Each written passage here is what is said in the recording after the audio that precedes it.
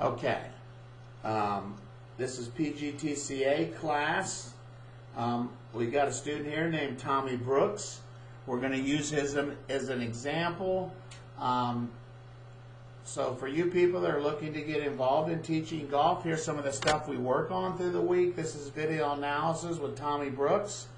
The first thing we're looking at our students when they come for a lesson is we're trying to analyze, do they have a level problem, a path problem, or a blade problem?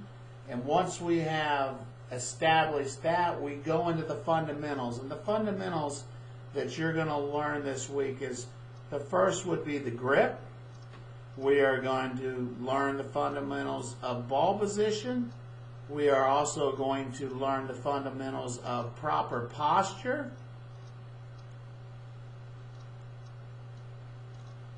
And we're going to learn the fundamentals of alignment. Now, all you people that have taught golf or are teaching golf might think you know that stuff, but we get so much into depth into these four fundamentals that we spend one whole day on grip, ball position, posture, alignment. As we get past grip, ball position, posture, alignment, then we go into the swing as a whole. You're going to learn the 4 incorrect turns that people can do on the backswing. You're also going to learn 9 positions in the golf swing. You're also going to learn the 3 L's formed on the downswing. And some of these things we're going to look at right now. Tommy is a really good player.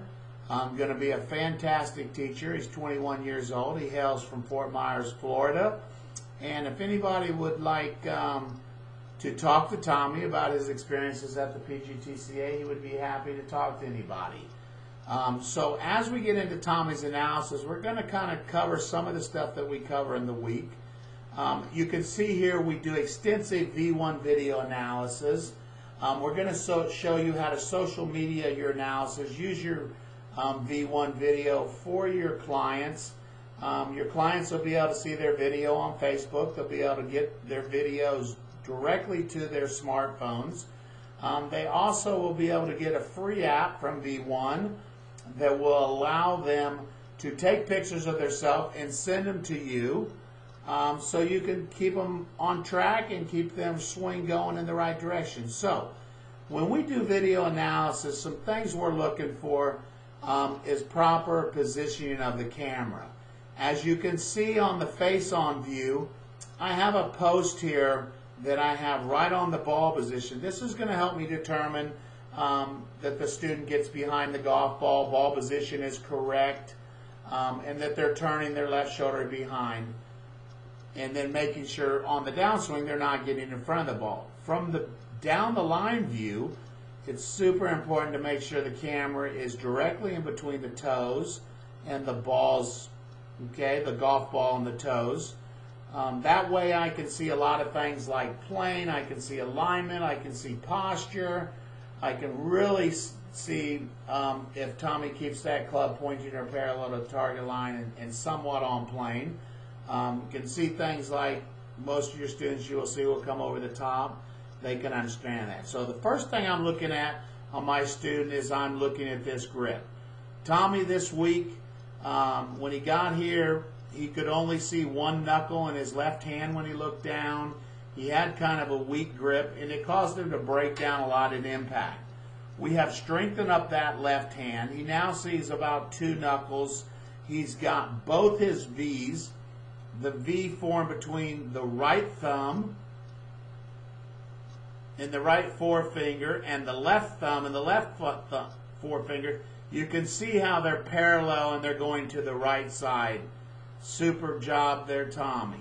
You can also see we've also got Tommy standing up a little higher, where his weight is more on the balls of his feet and not out on his toes. He was a little bit reaching for the ball and got his weight out on his toes. So we got him taller. If anybody's looking for a good posture, you can really see how this posture is about as good as you can get. Arms hanging straight down. He's got good flex in the knees. He's tilted from the hips. His back is nice and flat. So some good stuff. His aim is fantastic. Tommy's very religious and practicing in a station, making sure that his feet, his knees, his hips, and his shoulders are all parallel left of the target line. He lays down alignment sticks. So as we go into the first position that we analyze in the backswing, was the first point that we worked on Tommy with. As he takes it back here, you can see how everything goes together. His arms pull his shoulders, who pull his hips, and nice tight lower body. His right leg remains flexed. Now, when Tommy got here, he was separating the left breast and the left upper arm, okay? We were trying to keep that tight, and we can see a better picture of it from the behind view. So as I go back here, we're going to see how he looks. This is the fourth day. So this is our after video for Tommy. Oh.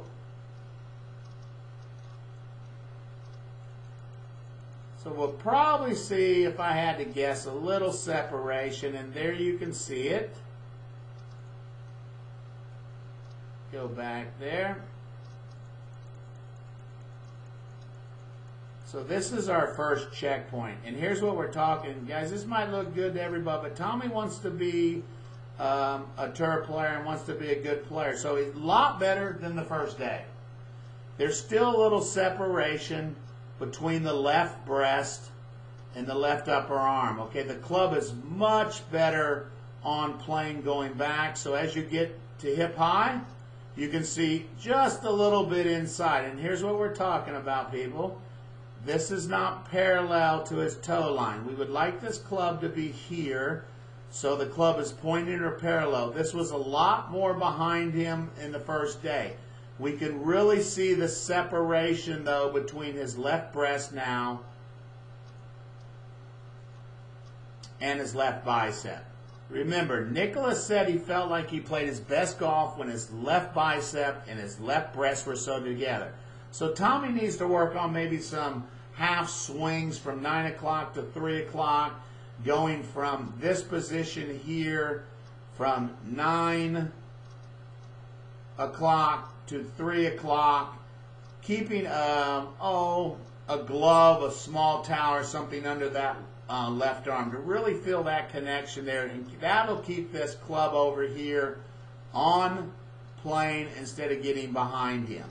So this is our second position. At hip high, we would like he's got the toe of the club. Everybody can see he's in great position. The toe's not closed anymore. It's square, but he's got separation there, and the club is not on his toe line. So as we go into the 3/4 position on the backswing, or position number 3, we're going to go on this side. Okay, and then over here we'll mirror it. Now, we found out with Tommy that his heads of his club are somewhere in the E5 to E3 range.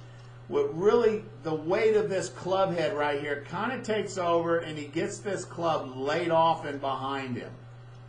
Tommy's missed shots are either a push to the right, or when he gets a little handsy, he gets that blade shut, and it's a little bit too much of a hook. But you can see the good stuff going on in Tommy's swing. You can see how good he's behind the ball. Everybody look how his left shoulder is behind the ball. Everybody look how he's got a nice tight lower body. He's kept the flex in his right leg. He's kept the weight on the inside of his right leg. His head has stayed very quiet. Okay, so if we're going to pick this apart, and if I drew a line from the butt end of his club, can everybody see how it goes way outside his ball position? That's what we call laid off. That's what we call behind the plane, okay? So we want to try to get Tommy to where the butt end of the club is pointing on his target line. Remember, your club is pointing or parallel to the target line at all times. Now, he makes up for it a little bit when he goes to the top of the swing.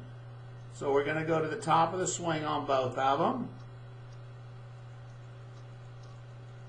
Look how still his head is, people. Look at the torque in his back.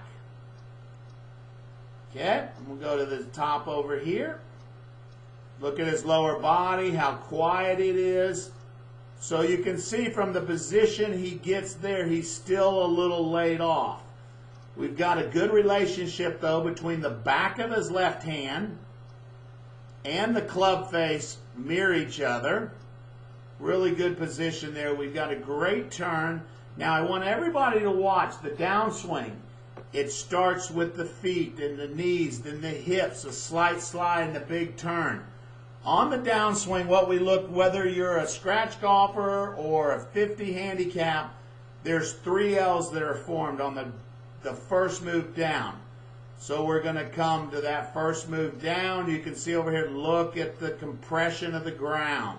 Look how the right elbow is falling underneath the left elbow.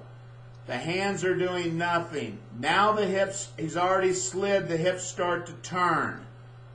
As we go over here, look at the compression down into the ground. Right, you can see the right forearm below the left forearm. You can see how the club lags behind. Now, here's the 3 L's we're talking about. You have an L formed between the left arm and the golf club. You also have an L formed between the right forearm and the right bicep. And then you have an L formed in the back of the right wrist. People, you have to learn to watch this in your students. The first L that releases should be the right bicep and the right forearm. You can see how Tommy at this, he's starting to release that. He still has a great L, nice lag between the left arm and the club, and you can really see the good L between the right wrist and the right hand, okay? The next L that releases is the left arm and the golf club. Great job, Tommy. When Tommy got here at this position, there wasn't any more L in the back of the right hand. As everybody can see, that has not released yet. This L between the left arm and the club head has released. The hands are ahead of the ball. The L between the right bicep and the right forearm has released. This L has released. This L has released. This L is still intact. And that's what you're looking for good players. Everybody look how his right heel is still almost on the ground. It's just barely starting to be pulled up. He's hit into a great left leg. The left hip is open. The 5 common denominators you'll learn at the PGTCA is at impact, all good players have their weight on the left side at impact. There is very little to slight air underneath the right heel. The hands are ahead of the ball, the hips are open, and the head is behind the golf ball. Look from the picture over here. As Tommy comes into the ball, the hips, the slide is already quit. Notice how he's 50-50. He's halfway down, the weight is 50-50. He now starts a violent turn of the hips. You can see the tremendous amount of lag. Look how the golf club and the right bicep absolutely mirror each other. I'm sorry, the right forearm, folks, is what I mean there. The golf club and the right forearm are one line. The golf club is behind his hands, attacking from inside. Everybody look how that golf club is perfectly square. It's not open, not closed. You can see very little air coming now from his right heel. Starting, the left hip is pulling that right heel up. He's not jumping off that right side. He's not jumping up on the toe. It's getting pulled up. Golf club is inside the ball. The right Everybody look how the right elbow is in front of the hip. Good stuff there, Tommy. Impact position. Slight air underneath the right heel. Some good stuff. Now, as we go into the next position, I want to see, clear both of these. I want to see, look at the difference. You used to be fully rotated. Tommy was over-rotated when he got here at this position. Now he's using more of the lower body. The rotation is happening as a result of the hips. He's not forcing the rotation.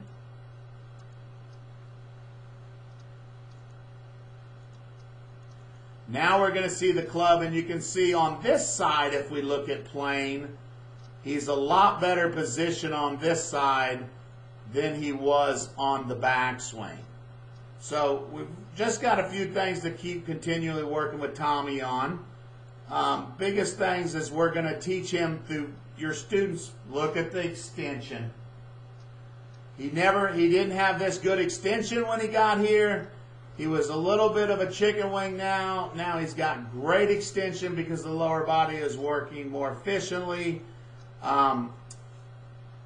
People, you have to realize your students learn three ways: what they hear, what they see, and what they feel. They're only going to get better if you can get them to feel what you're trying to teach them. So if you're wanting to learn to teach golf, come see us at the PGTCA. It's 1-800-4WPGTCA. That's 1-800-4WPGTCA. If you want to swing it like Tommy Brooks, give us a call. If you want to get your students swinging it like Tommy Brooks, give us a call. We'd love to help you. Any questions, anything you have, don't hesitate. Our website is learntoteachgolf.net. Thanks for watching this video, and we look forward to hearing you soon.